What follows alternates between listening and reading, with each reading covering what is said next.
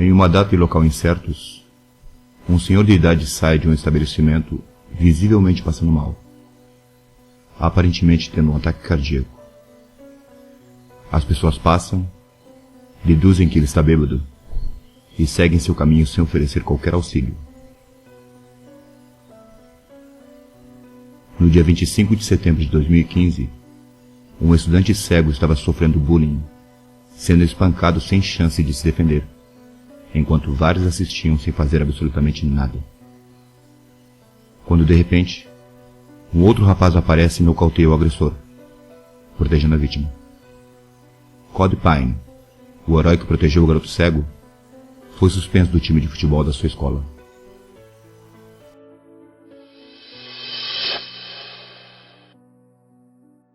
Pincha, tudo jóia?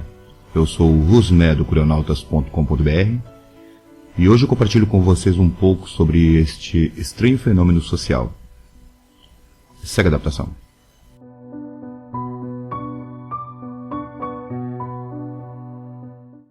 Catherine Susan Genovese, conhecida como Kitty Genovese, foi uma mulher de Nova York apunhalada até a morte perto de sua casa em Kew Gardens, no condado de Queens, Nova York. As circunstâncias de sua morte e a aparente reação, ou falta de reação de seus vizinhos, apareceram em um artigo de imprensa 2 semanas depois e provocaram uma investigação psicológica do fenômeno, que viria a ser conhecido como efeito espectador.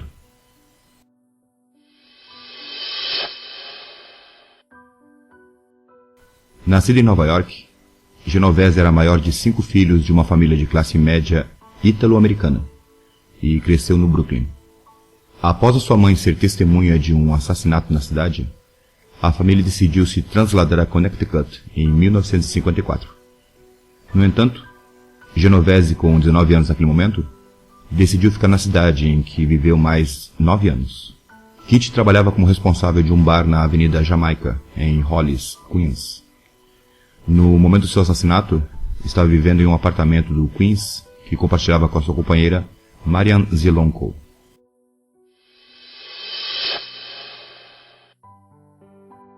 Genovese esteve dirigindo cedo na manhã do dia 13 de março de 1964. Chegou a casa às 13h15 da manhã e estacionou a cerca de 30 metros de seu apartamento, quando um sujeito chamado Winston Mosley se aproximou. Mosley correu para ela e rapidamente a apunhalou 2 vezes nas costas. Os gritos de Genovese foram ouvidos por vários vizinhos, mas era uma noite muito fria. E com as janelas fechadas, poucos deles teriam reconhecido o barulho como gritos de pedidos de ajuda.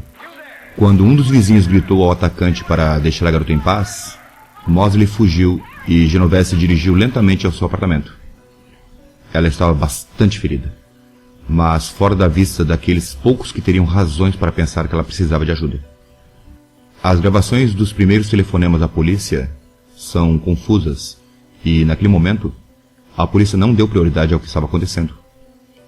Uma das testemunhas disse que seu pai havia chamado a polícia e disse que uma mulher havia sido espancada, mas já havia se levantado, ainda que cambaleando.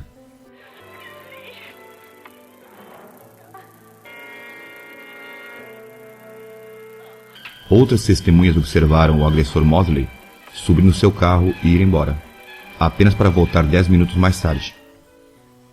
Mosley fez uma busca sistemática pelo estacionamento, pela estação de trens e no complexo do apartamento até encontrar Genovese, que estava caída e quase inconsciente no solo, perto de uma porta trancada na parte posterior do edifício. Genovese estaria fora da vista de qualquer um que pudesse impedir o ataque, sendo esse o argumento que os vários vizinhos alegaram em sua defesa do porquê não fizeram nada para salvar a garota, já que supostamente teriam sim visto ou ouvido os ataques. Mosley seguiu esfaqueando ela mais vezes. As feridas de faca na mão dela indicaram que ela tentou se defender. Enquanto ela morria, ele atacou ela sexualmente, roubou $49 dela e deixou ela jogada. Os ataques duraram aproximadamente meia hora. Alguns minutos após o ataque final, uma testemunha chamada Carl Ross chamou a polícia. O pessoal médico e a polícia chegaram poucos minutos depois do telefonema de Carl Ross. Genovese foi levada em uma ambulância e morreu a caminho do hospital. Uma investigação policial posterior determinou que cerca de 12 a 38 indivíduos haviam visto ou ouvido partes do ataque, ainda que não tinham podido saber do incidente de modo completo. Somente uma testemunha, Joseph Fink, viu que ela foi apunhalada no primeiro ataque, e apenas Carl Ross estava consciente disso durante o segundo ataque. Ainda segundo a investigação policial, muitos desconheciam totalmente que um assalto ou homicídio estivesse ocorrendo. Alguns pensaram que o que estavam vendo ou ouvindo era uma briga de bêbados ou um grupo de amigos saindo de um bar, quando Mosley atacou Genovese. Kitty Genovese foi enterrada em uma sepultura familiar em New Canaan, Connecticut. A família solicitou manter em segredo a localização de sua sepultura para evitar que o pessoal do cemitério usasse o local como atração.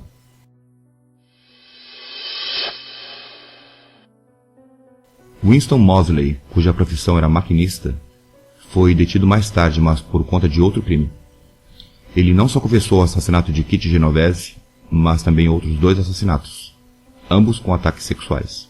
O exame psiquiátrico de Mosley demonstrou que ele era um necrófilo e foi condenado à pena de morte por assassinato. Mosley deu uma descrição à polícia, onde detalhou o ataque, corroborando a evidência física na cena. O motivo para o ataque, segundo ele mesmo, foi simplesmente o desejo de matar uma mulher. Mosley contou que havia se levantado às 2 da manhã, deixando sua esposa dormindo em casa depois de dizer a ela que a amava. Ele contou que havia estado dirigindo para encontrar uma vítima. Espiou Genovese em seu trabalho e seguiu ela até o estacionamento. Mosley testemunhou durante o julgamento, não deixando nenhuma dúvida de que ele havia sido o assassino. E o motivo para ter alguma dúvida era sua extrema frieza ao contar os detalhes dos seus crimes. A sentença de morte inicial foi reduzida para indeterminada entre 20 anos ou prisão perpétua, em 1967.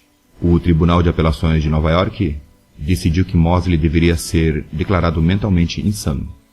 Em 1968, ele foi levado às pressas ao hospital de Buffalo, Nova York, para fazer uma cirurgia de emergência. Naquele momento, ninguém sabia, mas o mal-estar que aparentemente ele padecia era nada mais que um engodo, pois antes ele havia enfiado uma lata de sopa no seu próprio reto, como pretexto para sair da prisão. No hospital, Mosley conseguiu dominar um guarda e bater nele até os seus olhos sangrarem. Tomou um bastão e o usou para bater na pessoa mais próxima e fazer 5 reféns, um dos quais ele agrediu sexualmente, até que foi dominado pela polícia 2 dias depois. Ele também participou da rebelião de Attica, ocorrido no presídio de Attica, em Nova York. A rebelião, que começou no dia 9 de setembro de 1971, durou 4 dias e terminou com a morte de 39 pessoas entre detentos e reféns. Mosley, atualmente com mais de 80 anos, permanece na prisão até hoje, no qual foi negada sua liberdade condicional pela 12ª vez em 3 de fevereiro de 2006. A história de Genovese se converteu em uma parábola quase instantânea sobre a insensibilidade, ou ao menos, a apatia dos demais para com alguém em apuros, englobando os cidadãos de Nova York, quem vive em áreas urbanas ou a humanidade em geral. Grande parte do interesse no acontecimento veio do artigo de investigação do New York Times, escrito por Martin Gunsberg, e publicado em 27 de março, 2 semanas após o assassinato. O artigo tinha como título 37 pessoas que viram o assassinato e não chamaram a polícia. Existe uma certa ambiguidade, ou talvez até exagero, já que algumas fontes citam que as supostas testemunhas foram 37, enquanto que outras aumentam para 38. A opinião pública a respeito da história ficou marcada, perpetuamente cristalizada com a citação no artigo de um vizinho anônimo que viu parte do ataque, mas decidiu não chamar a polícia porque não queria se envolver. Outros relatórios citados por Harlan Ellison em seu livro Harlan Ellison Watching indicaram que o homem ligou o rádio para não ouvir os gritos de Genovese. Ellison diz que o relatório que leu atribuía o "não quero me envolver" a praticamente os 38 vizinhos que supostamente teriam presenciado a cena. No entanto, a imagem dos mais de 30 vizinhos que não fizeram nada é enganosa, ou ao menos não é exata. O artigo começa mais ou menos assim.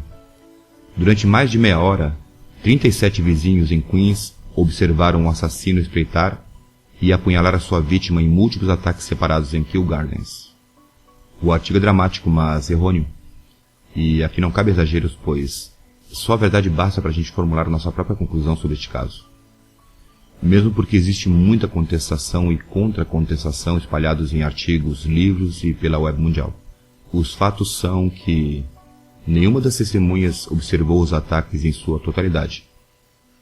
Devido à disposição do complexo de prédios e devido a que os ataques foram cometidos em diferentes localizações, nenhuma testemunha viu a sequência completa. A maioria apenas ouviu partes do incidente sem perceber que era algo sério. E ninguém viu o estupro e o ataque final na entrada localizada na parte de trás do edifício que provocou a morte de Genovese. Ainda assim, as circunstâncias de sua morte e a aparente falta de reação de seus vizinhos cunhou o termo efeito espectador, ou efeito Genovese, pois supostamente eles teriam visto ou ouvido o suficiente para intervir, e com exceção de 2 pessoas, o resto não fez nada.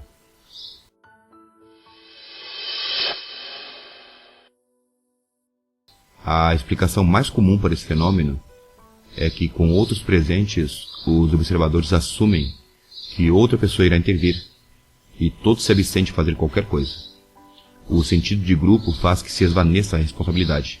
As pessoas também podem assumir que naquele meio haverá alguém mais preparado para ajudar, como um médico ou um policial, e pensar, portanto, que a sua intervenção seria desnecessária.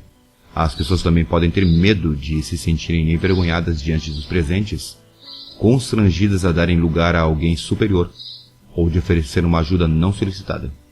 Outra possível explicação é que os espectadores monitoram as reações das outras pessoas em uma situação de emergência, para determinar se é necessária a sua intervenção ou não. Enquanto hesita, a situação corre solta, já que os demais estão fazendo exatamente o mesmo, e as pessoas concluem a partir das reações dos demais que a ajuda é desnecessária ou inapropriada, no que pode ser um exemplo de ignorância coletiva. Uma pessoa pode contrariar o efeito espectador se dirigindo a uma pessoa em específico da multidão, em vez de apelar às pessoas em geral. Isso coloca toda a responsabilidade em uma pessoa específica, em vez de deixar que a iniciativa se desvaneça. Isso serve também para superar a ignorância coletiva, já que as pessoas, ao verem que alguém se aproxima para ajudar, tomaram consciência real da situação. Na continuação do trecho da introdução deste vídeo, uma mulher percebe que o idoso estava passando mal e presta o devido auxílio. Cody Pine, o herói que protegeu o garoto cego, foi suspenso do time de futebol de sua escola, e uma petição com milhares de assinaturas em favor de Cody está sendo formulada para que ele seja reintegrado ao time de futebol, já que, segundo a opinião pública, a escola dele errou feio ao suspendê-lo, punindo alguém que justamente contrariou o efeito Genovese. E é isso, cupinchas. Obrigado por assistirem. Abraço.